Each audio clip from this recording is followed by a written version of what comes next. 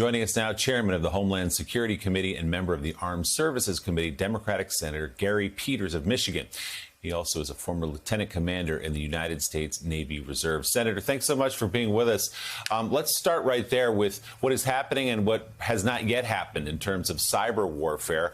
Obviously, so much attention on what we can see in front of us with the attack by Russia on Ukraine. What's happening behind the scenes, and do you expect Russia to step up its cyber attacks? Well, it's hard to know what they will do. I think, as was mentioned, it is surprising we haven't seen more cyber attacks because that tended to be part of their operational model, and you would do that in any warfare. Cyber tends to be the first strike that an enemy will use. We haven't seen it to the extent that we would expect, but I think we should not in any way let our guard down. They are very sophisticated. We are focused on it. I had a discussion again even last night with the Secretary of Homeland Security, Secretary Mayorkas, that they are working on all levels to make sure that our cyber protection is strong and as resilient as possible. So let's bring this down to the ground level, Senator. What would happen? What is an example of the kind of cyber attack that could have an impact that could tip the balance in a war like this? And if Russia did carry out something like that, what could Ukraine, perhaps partnered with the United States, do in response? Well, certainly critical infrastructure is always the Achilles heel of any society. So you could see massive attacks against communication systems, fuel systems. We saw what a ransomware attack did in the United States earlier when we had a major pipeline actually shut down for a period of time to deal with a ransomware attack. So you can really cripple an economy pretty quickly with cyber. And the danger when if the Russians were to do that in Ukraine, if you're injecting malware into these systems, there isn't necessarily a good way to actually contain that. That malware can go to other places. You can hit systems all around the world. Certainly other NATO countries could be impacted by that malware that isn't going to be contained within the borders of Ukraine. And that's what makes it so dangerous. We could see this impact spread very quickly. It is a powerful weapon and oftentimes not very easy to control if you're not careful. And I would not bet on the Russians being that careful. In fact, they may focus on NATO and the United States.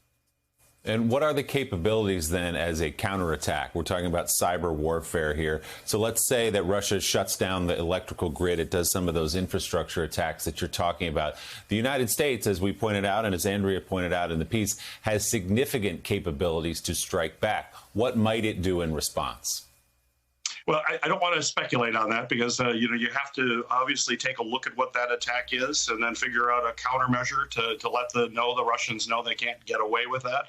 But clearly, we do have significant capabilities, but clearly we don't want to talk about the specifics of those capabilities in this type of setting.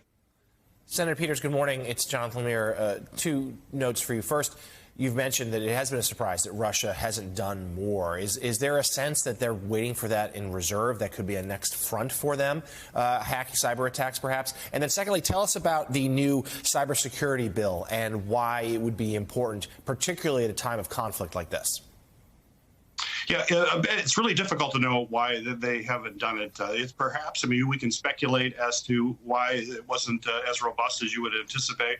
Perhaps they thought they could act in a kinetic fashion with what they were doing on the ground and move swiftly through Ukraine. Clearly, that hasn't happened. They've been bogged down, and we certainly salute the Ukrainian people for their incredible courage and defense, and that's probably surprised the Russians, so that may have messed up some of their plans.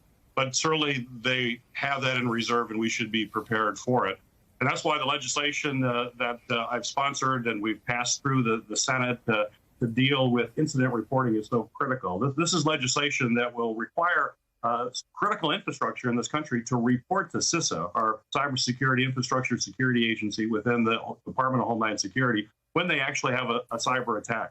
We believe we're not getting all that information, and we have to know when attacks are occurring in our country so we can prepare and, importantly, warn others that this is a type of attack that we're undergoing.